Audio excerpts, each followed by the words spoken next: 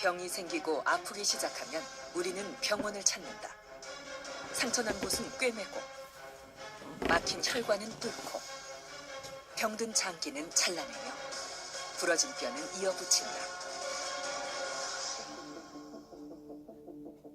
하지만 아픈 곳이 눈에 보이지도 않고 지독한 통증을 혼자서 견뎌내야 하는 병. 이렇게 자살을 생각할 만큼 극단적인 생각을 할 만큼 그것은 차라리 죽었으면 싶을 정도로 환자를 고통으로 몰아넣고 토하고 계속 일주일째 못 먹고 막 이래가지고요. 심하면은 이제 바로 응급실 와서 증상이 나타나는 날이면 일상이 아예 불가능해지기도 하며 이것은 불치병이다 이랬어요. 오랜 시간 치료에 매달려도 완치를 바라보기 힘든 병. 그것은 바로 머리에 찾아오는 통증. 너무 흔해 오히려 치료 시기를 놓치고 마는 두통이다. 두통이 워낙 흔한 증상이기 때문에 그것의 중요성은 사실 간과되고 있는 게 사실인데요. 두통 전문의로서 걱정하는 것은 실제로 우리가 놓쳐서는 안 되는 두통이 있다는 거고요. 두통을 조기에 진압하지 않으면 항상 응급실에 가야 되는 환자들이 있거든요. 이런 환자들의 경우에는 두통을 참는 게 중요한 게 아니라 초기에 약물을 투여해서 이제 응급실로 가거나 일상생활 못하게 되는 것을 미연에 방지를 해야지 됩니다. 누구나 겪지만 제대로 알지 못했던 병. 두통을 전격 해부해본다.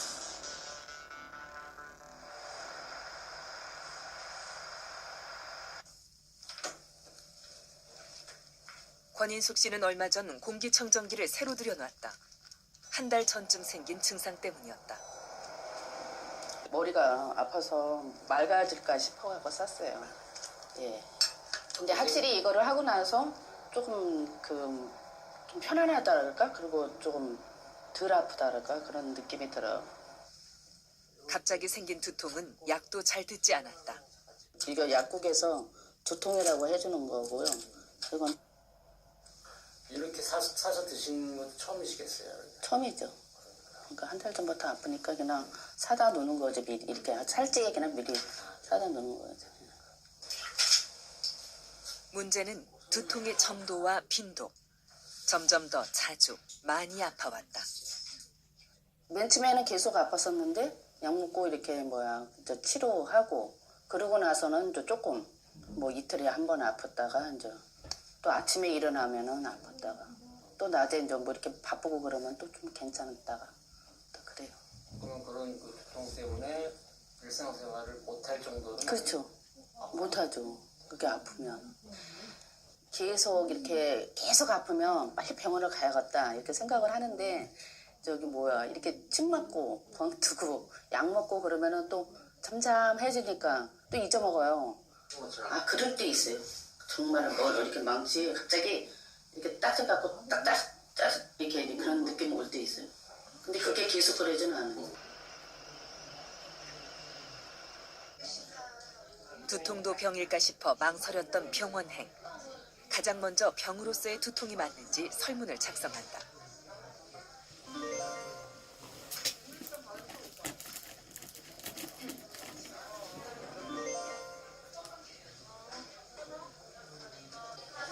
해당 사항이 좀 있으세요? 네, 많아요.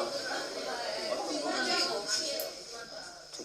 두통에 관한 게 많이 나온 것 같아요. 저하고 해당되는 게 많은 것 같아요. 두통은 수십 년간 없더라도 어느 날 갑자기 나타날 수 있다. 한 달 전부터 머리가 아팠는데 한 달 전에 특별한 계기가 있었어요. 머리 아플 만한 계기가. 조금 스트레스 받은 게 있어요. 한 달 전에 좀 스트레스 같은 건 좀 있으셨다고요. 그다음에 이와 비슷한 두통이 전에도 있었어요. 이렇게 쑤셨다가 갑자기 먹으러졌다가 갑자기 그러니까 거짓말같이 깨방같이 갑자기 그랬다 갑자기 안 그랬다 이게. 전에도 아팠을 때 이거 환자는 두통의 일종인 원발찌름 두통으로 진단됐다. 또 한참 괜찮다가 이런 두통이 원래 있었던 것처럼 며칠 내에 저절로 없어지거든요. 근데 이제 그러면은 이게 이제 이것도 굉장히 흔한 두통인데 그러면은 이게 편두통 다음으로 뇌에 흔히 오는 두통이에요. 근데 두통도 병원을 찾아 치료를 받아야 한다고 생각지 못했던 권인숙 씨.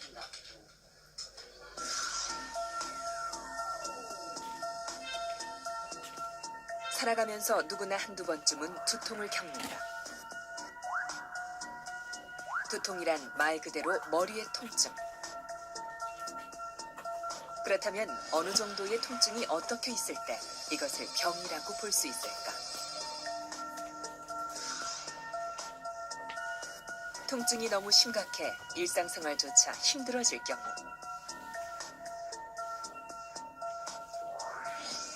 그리고 그런 두통이 주 1회 이상 반복적으로 나타날 경우. 진통제를 먹었는데도 통증이 쉽게 가라앉지 않을 경우 이것은 치료받아야 할 병으로서의 두통으로 본다. 그 어떤 경우에 이제 병원에 가야 되는가를 가지고 이제 기준으로 병이라고 이야기를 할 수가 있겠습니다. 그래서 예를 들어서 이제 심한 두통으로 일상생활이 불가능하거나 그런 두통이 한 달에 한 번 정도 있더라도 그거는 병으로 볼 수가 있고, 그다음에 두통이 주 1회 이상 반복이 되면은 이제 그걸 질환으로 보고 이제 병원을 찾는 것이 맞겠습니다. 대부분의 두통은 진통제, 일반 진통제에 잘 반응을 합니다. 하지만 일부 환자들은 진통제를 먹어도 두통이 지속이 되고, 그다음에 두통이 자주 반복되어서 진통제를 자주 복용하게 되는 경우 반드시 병원에 찾아가야 되겠습니다.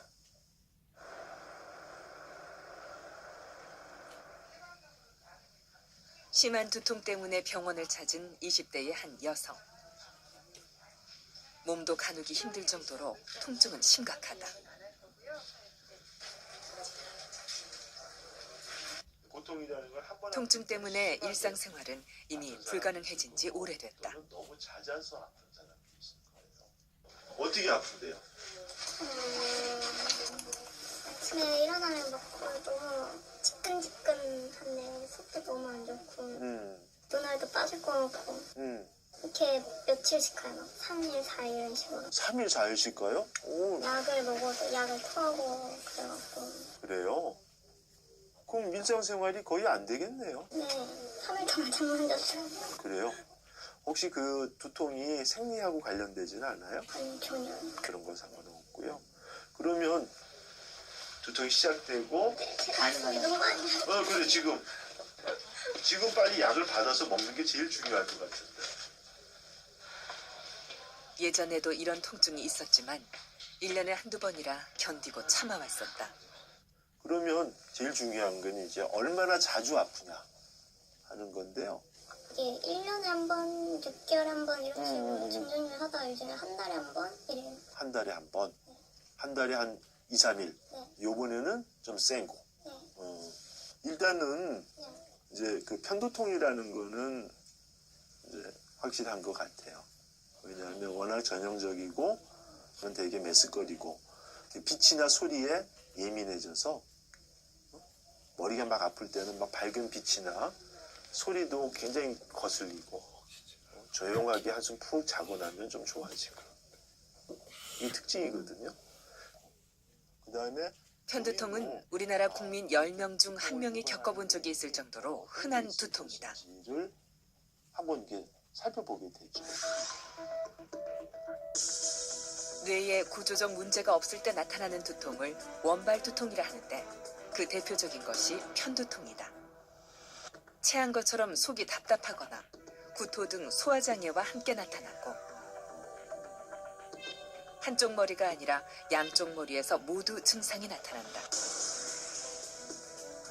편두통 환자는 일반인에 비해 대뇌의 가장 바깥층 피질이 과다 흥분된 상태로 그로 인해 피질 주변의 뇌신경이 쉽게 예민해져 통증을 자주 느끼게 된다. 편두통의 대표적인 증상은 소화장애, 속이 메스꺼리거나 구토가 나고 환한 빛이 비추면 증상이 발현되는 등 빛에 민감해진다. 평소에는 아무 문제 없던 냄새가 거슬리며 머리가 아파오기도 하고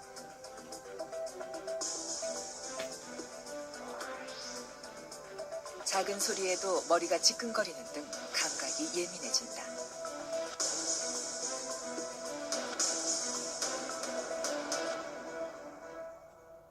어떤 강도의 문제일 수도 있고 빈도의 문제일 수도 있거든요. 그래서 본인이 일상생활에 지장을 받는다라고 생각하면 그 순간 그건 치료의 대상이 되는 편두통이 되는 것이죠. 그 기준이라는 것이 대개 한 일주일에 한 번 이상, 일주일에 한 번 정도 이상의 빈도가 있다 그러면 이 사람은 한 달에 4, 5일을 경제적인 활동 또는 사회활동, 학업에 지장을 받기 때문에 그런 경우는 좀 적극적인 약물 치료가 필요하지 않느냐 하는 거고요. 또 한 번 아프더라도 그게 너무너무 심해서 하루 이틀을 꼼짝을 못하고 고통을 겪어야 되는 사람이라면 그 빈도가 적더라도 적극적인 치료가 필요한 것이죠. 그렇다면 두통은 어떻게 치료해야 할까? 거의 대부분의 두통은 약물 치료가 중심이 된다. 다른 건 몰라도 두통 약만은 잊어버리지 않고 꼭 챙긴다는 금윤경 씨. 그만큼 그에게 두통약은 필수품이다. 벽에다가 머리를 찧었었어요. 막 이렇게 아파서 약을 먹었는데도 안 들어서 그게 더 불안한 거예요. 언제 일어날지 모르니까 밥 먹다가도 일어나니까요. 그러니까 제발 운전하면서 아니면 혹시나 이제 중요한 자리나 미팅 자리, 회의 자리에서만 안 났으면 좋겠다. 죽을 것만 같았던 통증은 적절한 약물 치료를 받으며 많이 사그라들었다. 지금 약 드시는 동안엔 별 문제 없었고요. 그 약이 잘 듣는데 계속 쓸 수는 없고 체중이 좀 늘지 않았어요? 아니요? 오이, 그럼 약이 잘 맞는 모양인데요? 원래 2번 먹으라고 했었는데 제가 한 번만 먹어도 괜찮다고 하니까 그럼 한 번만 먹으라고 하셨어요. 그래요. 그럼 이제 한 번만. 그럼 이제 최종적으로는 지금 2개월 먹었으니까 한 2개월 더 먹고 끊어보는 건 괜찮아요. 그래서 현실적인 목표는 아예 두통이 없어지는 게 아니고 한 달에 한 번 미만. 그게 이제 현실적인 목표고 그 정도의 빈도에서는 사실은 크게 일상생활에 지장을 받지는 않으니까 뿌리 뽑는 병은 아니니까 그 정도는 그냥 같이 가자 이거죠. 이건 예방약이고요. 두통의 종류, 통증의 정도와 빈도에 따라 처방되는 치료 약물은 달라질 수 있다. 편두통 치료제의 종류에는 2가지가 있다. 하나는 급성기 약물이고 또 하나는 통증의 발생을 예방하는 예방제 약물이다. 편두통 치료에는 편두통만 표적으로 하는 트립탄이 처방되기도 하는데 이는 세로토닌 작용에 관여한다. 항경련제는 신경 전달 물질의 분비를 줄여 통증을 감소시켜주는 예방제로 쓰이고 고혈압이 있는 편두통 환자는 예방약물을 통해 통증을 줄이기도 한다. 또 항우울제를 복용, 세로토닌 분비를 늘려 통증을 줄일 수도 있다. 약물의 선택과 복용은 반드시 의사와 상의해야 한다. 두통의 스위치가 켜지는 역치가 이제 낮은 사람들은 조금만 스트레스 받거나 뭔가 리듬이 깨져도 두통이 생기는데 이게 이제 역치를 올리는 이런 약들이 역치를 올리고 그다음 거기다가 본인의 노력으로 운동하고 힘을 기르는 거죠. 식사도 규칙적으로 하면 뇌가 안정이 되면서 역치가 더 올라가는 거죠. 그렇게 되면 어느 정도의 평소에는 그 정도에서 두통이 있던 것들도 이제 두통이 생기지는 않죠. 두통약 복용에 있어 가장 중요한 것은 복용 시기와 복용량. 적절한 시기에 적당한 양을 먹어야 한다. 국민 질환이라 해도 좋을 만큼 많은 사람들이 겪고 있는 두통. 우리는 그만큼 두통약에 대해서도 잘 알고 있을까? 머리가 너무 깨지듯이 아프니까 당장 병원 가기는 또 약간 힘들고 그렇게 가까운 그런 두통약만 먹고 진통제만 먹고 이렇게 잘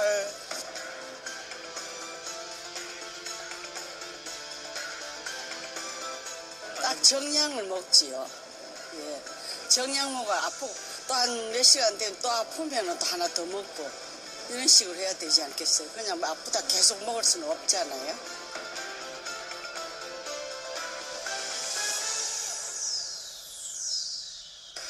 난 약 잘 안 먹어요.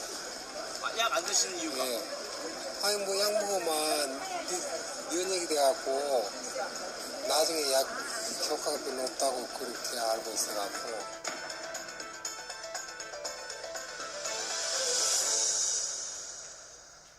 예방약제 자체는 내성이나 중독이 되지는 않습니다. 하지만 대부분의 편두통 예방약제가 그 각각의 이제 부작용이 있습니다. 대표적인 게 체중이 는다든지 그리고 어지럽다든지 졸린다든지 뭐 등등 편두통 예방약제는 매우 적은 용량에서부터 시작해서 서서히 용량을 올려가면서 환자가 이제 견딜 수 있는 용량까지만 올리게 되겠습니다. 그러니까 두통의 초기에 대개는 한두 시간 이내, 더 정확하게는 1시간 이내 중추성 감작이 발생하기 전에 약을 쓰라는 것이거든요. 굉장히 중요하고요. 약이 안 좋다, 두통약을 많이 먹으면 안 좋다라는 오해를 가지고 있기 때문에 참다 먹게 됩니다. 참다 두통이 최고조에 달했을 때 먹게 되면 약은 약대로 먹으면서 효과도 없고 그럼 약을 더 먹어야 되고 효율적이지 못하는 거죠. 오히려 두통 때 약을 아끼지 말아라. 약을 아끼지 말고 충분한 약을 먹고 빨리 가라앉히는 게 당장은 제일 중요한 것이다 라고 얘기를 합니다.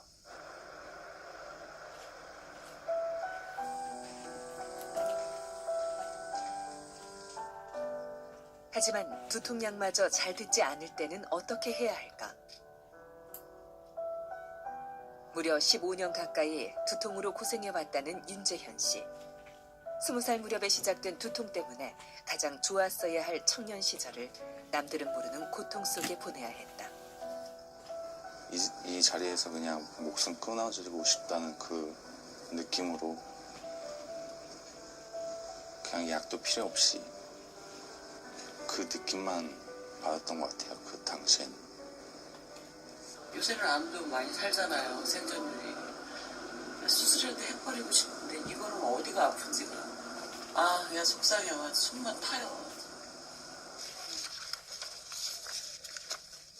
환자의 병명은 콕콕 찌르듯이 아픈 두통, 원발 찌름 두통이다. 원인을 알 수 없는 찌르는 듯한 두통. 주로 뒤통수 쪽에 통증이 찾아오는 원발 찌름 두통은 소리를 지를 만큼 심한 통증이 몇 분 간격으로 반복되는 것이 특징이다. 주로 이제 귀 주변인데요. 귀 위나 귀 뒤쪽에, 뒤통수 쪽에 이렇게 송곳으로 콕 찌른 듯한 통증이 오기 때문에 환자들은 앗소리를 내면서 손이 저절로 머리 위로 올라가게 되거든요. 그런 두통이 한 번 있고 나서 또 몇 분 후에 또 한 번 또 콕 찌르니까 또 하고 하는 게 이게 며칠간 반복이 됩니다. 이게 편두통과 다른 점은 편두통은 머릿속이 아픈 반면에 이 원발 찌름 두통의 경우에는 피부 거죽이 아픕니다. 그래서 환자는 이렇게 머리카락만 만져도 아프다 그러고 하고 찌르는 게 이제 주로 피부 거죽이 두피 부위에 이제 통증을 호소를 하게 되는 것이죠. 주사 맞은 부위가 불편하다. 그간 통증 때문에 진통제를 남용해왔던 윤재현 씨. 제일 많이 아픈 부위는 어디예요? 잠은 잘 잤어요? 잠은 잘 잔 편이에요. 약 부작용도 없고요. 네. 진통제를 끊기 위해서 보조적으로 지금 이 약들을 쓰는 거거든요. 집에서 있으면 진통제 끊는 게 잘 안 되니까 그래서 진통제만 끊어도 훨씬 두통이 좋아질 거예요. 네. 진통제 남용을 막기 위해 또 효과적인 통증 치료를 위해 원발 찌름 두통에 사용되는 치료 중 하나가 바로 후두신경 차단술이다. 머리 곳곳에 직접 약재를 투여한다.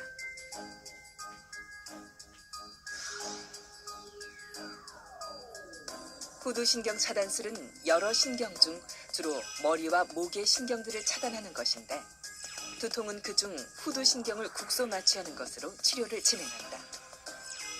후두신경은 크게 두 개로 나뉘는데 가운데 대후두신경, 귀 쪽에 작은 것이 소후두신경이다. 신경 차단술은 이 신경을 차단하고 주사 부위 신경을 마비시켜 통증을 줄이는 것이다. 신경 차단술에 이제 가장 흔히 사용되는 부위가 후두신경인데요. 후두신경 부위에서 올라가는 직접적인 뭐 염증이나 이런 게 생기는 질환인 후두신경통이나 아니면은 원발 찌름 두통 같은 경우는 그 신경 자체를 마비를 시킴으로써 두통을 호전을 시킬 수가 있겠고요. 편두통 같은 경우에는 아직 정확히 잘 기전은 모르지만은 이 후두신경과 3차 신경이 그 뇌간에서 만나게 되거든요. 그래서 서로 신경을 조절을 함으로써 정보를 주고받음으로써 신경 조절을 통해 가지고 통증을 완화시키는 게 아닌가 생각을 합니다.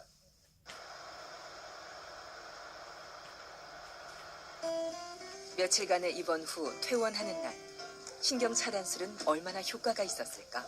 신경 차단 했을 때 그때서부터 효과받기 시작하면서 그때서부터 많이 나아지면서 진통제도 조금씩 안 먹게끔 되고 지금도 안 먹고 있어요. 네. 마음이 좋죠. 흐뭇하고. 더 이상 바랄 게 없어요. 안 아프다면. 그전이랑 많이 달라지셨나요, 아드님이? 글쎄 안 아프다고 그러니까 병원에 와서 봐도 제 마음이 좋죠. 지속되는 통증을 그냥 방치해서는 안 된다. 하지만 아프다고 마음대로 진통제를 늘려서도 안 된다. 자신의 증상에 맞는 적절한 치료가 무엇보다 중요하다.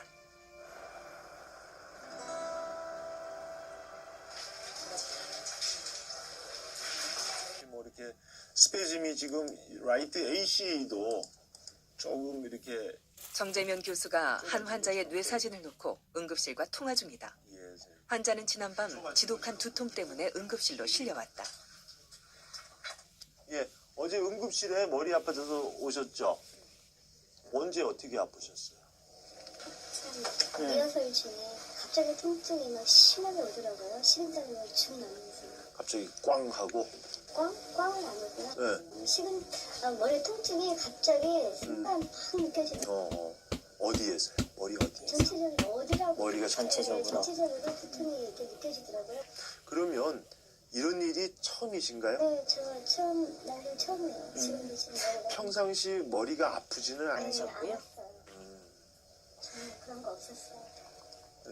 이렇게 갑자기 머리 아픈 걸 벼락두통이라고 하거든요. 벼락 맞듯이 아픈. 그래서 그 벼락두통일 경우에 제일 위험한 것은 지주막하 출혈이라 그래서 동맥류라고 들어보셨어요? 혈관이 이렇게 부풀어 오른 거. 그게 이렇게 팍 터질 때 그렇게 꽝 하게 아파요. 두 번째는 이제 혈관이 찢어지는 게 있느냐. 혈관이 찢어진다 그래서 혈관이 이렇게 여러 겹인데 이렇게 쭉 이렇게 안에 한 겹이 찢어지는 거예요. 찢어질 때 또 갑자기 아프면서 또 이렇게 심하게 머리가 아픈 게 지속이 될 수가 있거든요. 잠시만요. 갑작스럽고 급격한 두통은 심각한 뇌질환의 증상일 수도 있다. 뇌혈관에 불룩하게 솟은 뇌동맥류가 터지거나 혈관벽이 찢어지면서 뇌졸중을 일으키는 뇌동맥 박리 역시 그 대표적인 증상이 두통이다. 네, 진통제를 먹으면서 참아보려고 했는데 안 되더라고요. 그래서 이제 친구가 119 불러줘서 119 타고 오면서 제가 구토가 심하게 나왔어요. 울렁거리면서 제 머리가 어떻게 되는 줄 알았어요. 그렇게 아파본 적이 난생 처음이에요.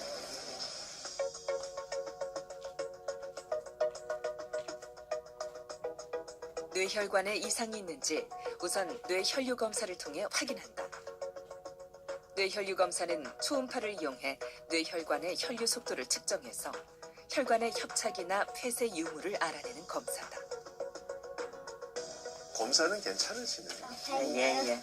그래서 제가 설명을 해드릴게요. 네. 혈관이 이게 오른쪽 왼쪽인데 오른쪽에 혈관이 이렇게 가는 것이 좀 좁아져 있어요. 왼쪽보다. 벼락두통이 있는 사람은 혈관이 이렇게 경련을 일으키는 수가 있어요. 네, 그러면서 두통이 오는 거예요. 그래서 그런 경련이 일어날 때는 혈관이 좀 좁아져서 보이겠죠.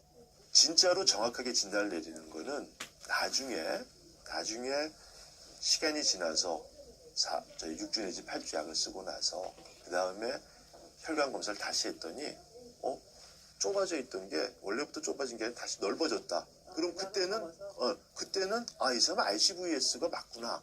이렇게 진단을 하는 거란 말이죠. 그럼 다행인 것은 좁아진 혈관은 상당수 다시 원래대로 돌아온다는 것이다. 머리가 깨질 듯한 벼락두통은 가역적 뇌혈관 수축 증후군의 증상이다. 가역적 뇌혈관 수축이란 뇌혈관이 군데군데 좁아지는 것으로 여기서 가역적이란 상태를 원래대로 되돌릴 수 있다는 뜻이다. 대부분 3개월 안에 혈관이 정상화되지만 만약 진단과 치료 없이 방치할 경우 일부 환자에게서는 혈관이 막히는 뇌경색, 혈관이 터지는 뇌출혈이 나타날 수 있다.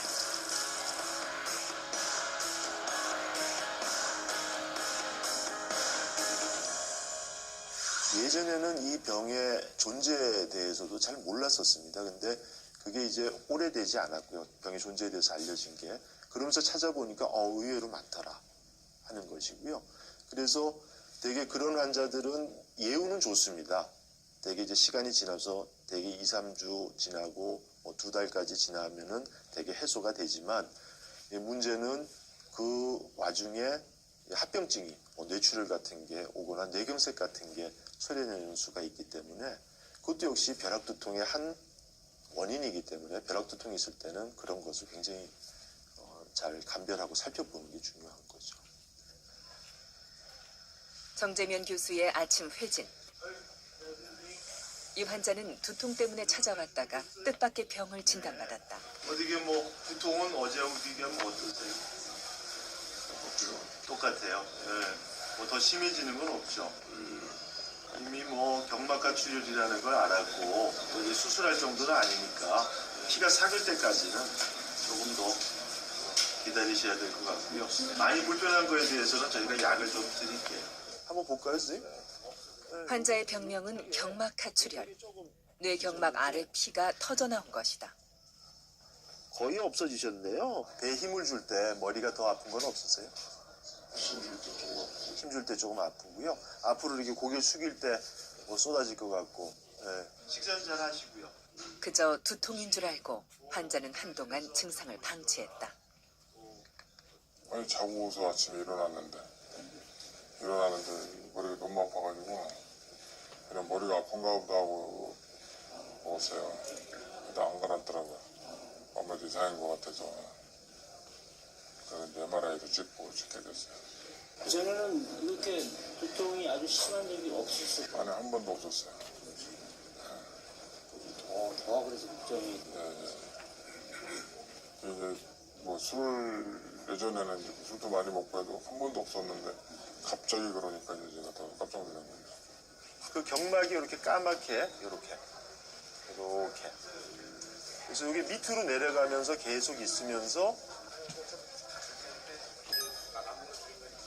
출혈이 있으면 까맣게 보이거든요. 다만 이제 그 경막이라는 게 우리 통증에 굉장히 예민합니다. 그러니까 늘어나거나 자극에 굉장히 예민한 부분이기 때문에 거기에 출혈이 있으니까 두통이 심한 것이죠. 그래서 수술하는 정도의 병은 아니기 때문에 지금 이제 피가 흡수될 때까지 기다리고 있는 그런 상태입니다. 그렇다면 일반 두통과 뇌에 문제가 있어 생기는 두통은 어떻게 구분할까? 한 번도 경험해보지 못한 강력한 두통, 며칠간 계속 지속되는 두통. 이런 두통은 의심해봐야 한다. 경막하 출혈은 오히려 시간이 지나면서 그냥 이유 없이 아주 둔한 두통이 잘 해소되지 않고 오래가는 것으로 나타나는 경우가 더 흔합니다. 아무런 이유 없이 두통이 있는데 두통이 3, 4일을 지나도 해소가 안 된다.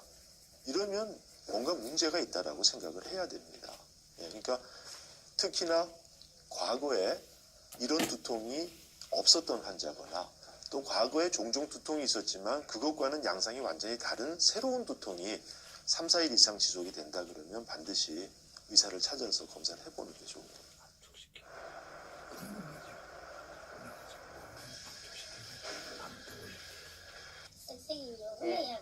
낮에는 괜찮다가도 밤만 되면 두통에 시달린다는 환자. 많이 좀 좋아져가지고 예, 요번에 약 약을 많이 줄였잖아요. 예. 그러니까 줄이니까 주로 밤에 10시 반, 11시 되면 밤 10시에 이게 원래 긴장형 두통이 늦은 시간에 많이 아파요. 이게 스트레스가 계속 하루 종일 누적이 되기 때문에 저는 그래서 좀 자고 일어나면은 좀 낫고 잘 자고 나면은 긴장형 두통은 편두통을 비롯한 다른 두통의 특징이 나타나지 않을 때 진단이 가능하다.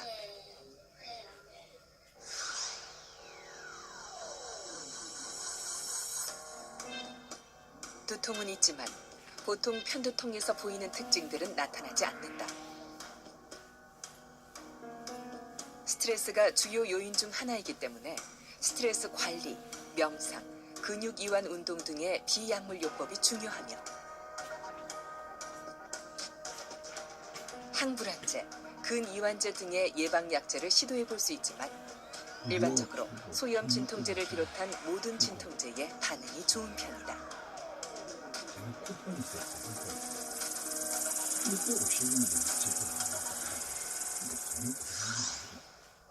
하지만 긴장형 두통이라고 해서 그 통증 정도가 덜하다는 건 아니다. 이게 당뇨약입니까? 뭐 아니요.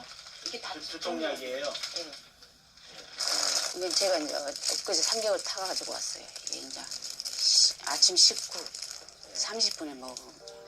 당뇨병 진단 후 스트레스로 찾아온 두통. 계속 아프다가 이제 선생님 만나보니까. 그때부터 박동순 씨는 매일매일 달력에 두통 일기를 써왔다. 많이 아픈 날은 이제 별표를 해놓고 이거는 움직이면 더 아프니까 가만히 있어야 돼요. 별 3개 있는 날도 있고 이런데요. 예. 너무 아프니까 그냥 두통만 적어놓으면 모르잖아요. 좀 여기는 좀 아프다. 좀 세게 좀 별표 좀 해놓고 3개월치를 지어주시. 적절한 약물 치료 후 두통은 많이 좋아졌다. 그러니까 그렇게 잘 안 적으셨다는 거는 그만큼 두통이 많이 없어졌다라는 얘기인가요? 막 자랑했어요. 우리 여동생한테랑 막 엄마한테랑. 머리가 나은 기분이라고 나섰다고. 중요한 문제지요. 빠른 진단과 효과적인 치료가 가능했던 건 두통 일기 덕분이었다.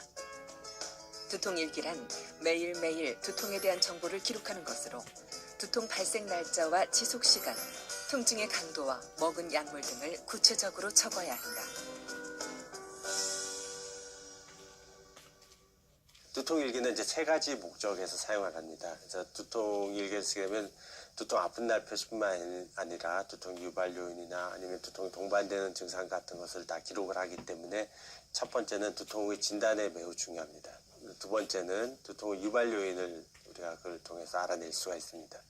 그리고 세 번째 마지막으로는 치료 약제에 대한 반응을 두통 약 일기를 통해서 우리가 평가를 할 수가 있습니다. 두통 일기를 꾸준히 사용하는 것은 본인의 두통 관리에 있어서 매우 중요합니다.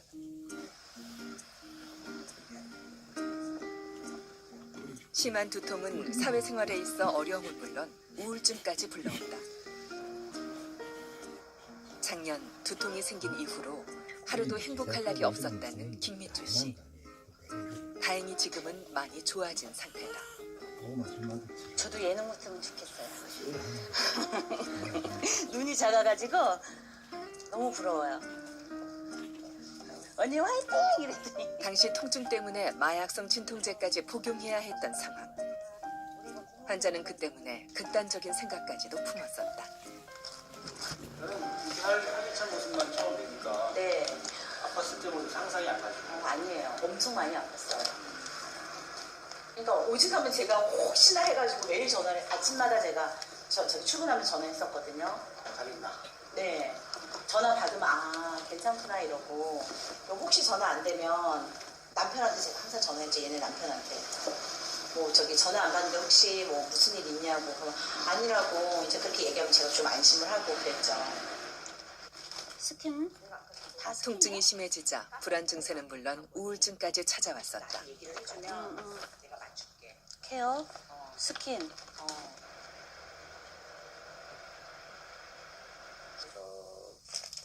독성이 어떤 마약성 진통제? 예, 이게 마약성 진통제. 이거는 이제 정형외과에서 준 거예요. 제가 2알 받고 안 될 때는 이제 3알까지도 한 번에 그냥 먹고 삶의 질이 엄청 떨어지는 거죠. 예, 그러니까 이제 우울해질 수밖에 없는 거고. 통증이 심해질수록 독한 약을 찾았고 독한 약은 또 부작용을 불러왔다. 그러니까 그거를 막 그때 15알 막부터 먹었나 12알부터 먹었나 그렇게 먹고 맞고 링거로. 그러니까는 막 부어요. 아침에는 간호사가 이 눈이 안 떠지니까 와가지고 이렇게 한쪽 그럴 정도로 좀 덜 용한 거 보여드려야지. 두통의 원인은 뜻밖의 작년에 받았던 허리 수술 때문이었다. 척수 마취 뒤 흘러나온 척수액이 원인이었다.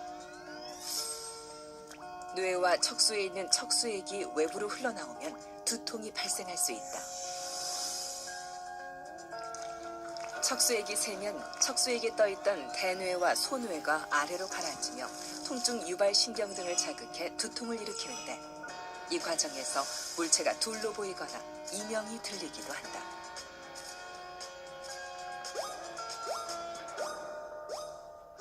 의료 처치나 약물들은 이제 여러 가지 합병증을 일으킬 수가 있는데 척추 마취의 대표적인 합병증이 바로 기립두통이 되겠습니다. 대부분의 환자들은 한 며칠 누워 있는 거로도 잘 치료가 되거든요. 근데 일부 환자가 그렇게 오랫동안 두통이 지속이 되는 경우에는 그 부위를 타겟으로 해가지고 거기다가 이제 자가 혈액을 도포를 한다든지 뭐 특별한 또 시술을 해야지 두통이 조절이 되는 경우가 있습니다. 좀 많아요. 요거 하고 요거 좀 어지럼증 있을 때 먹는 약하고 요걸 요렇게 먹었었거든요. 근데 이제 또 줄었어요. 지금은 요거 하나 먹어요. 하루에 한 번.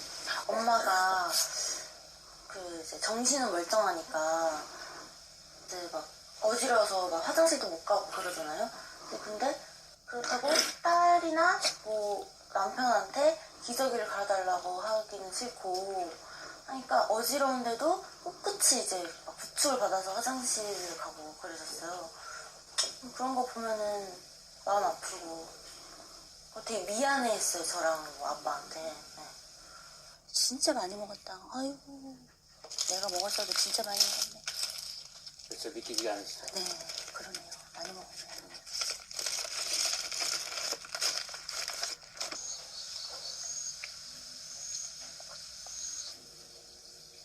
이렇게 통증 때문에 점차 약을 늘리다 보면 두통약 자체가 또 다른 두통의 원인이 되기도 한다. 선생님이 딱 약을 딱 보시더만은 이건 약물 중독이 첫마디가 그러시더라고요. 뭐 어떻게 아프느냐 물어보지도 안 하시고 아무 이상 없어요. 머리 깨끗합니다. 약물 중독이니까 첫마디 그러시더라고요. 이 방송을 보내는 정말 처음에는 두통 때문에 한두 알 먹기 시작하다가 양이 점차 늘었고 다음에는 두통의 조짐만 보여도 약을 먹기 시작했다. 진통제를 매일 몇 번씩을 먹어도 잘 안 들었는데 진통제를 한 번도 안 먹고 대체 약물로 가져만 쓰는데도 내가 이렇게 머리가 맑을 수 있다는 자신감이 생기는 거지.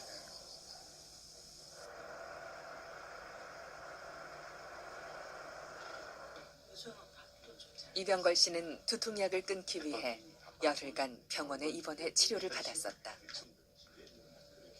어떠십니까 두통은요? 뭐 잘 지내는 편입니다. 뭐 하면서 아프면 예. 선생님 한 달에 한 5번 이상 먹지 말아요. 예. 자제하고 참고 되게 아픔 하면서 예. 생활하는 것도 불편 없이 지내는 한 달에 약 먹는 것이 몇 번, 한 5번은 물론 안 되시겠지만 몇 번이나 되세요? 한 대여섯 번. 대여섯 번 되는데 한두 번은 참고 약을 안 드시고. 요즘 제가 옆에서 봤을 때도 훨씬 그 약을 먹는 횟수가 줄을 것 같아요. 정재면 교수는 두통 예방 약물을 적절히 사용해 서서히 진통제를 줄여갈 수 있도록 했다. 이게 다 예방 약물이거든요. 그런 것들을 이제 드린 거죠. 그래서 이렇게 약물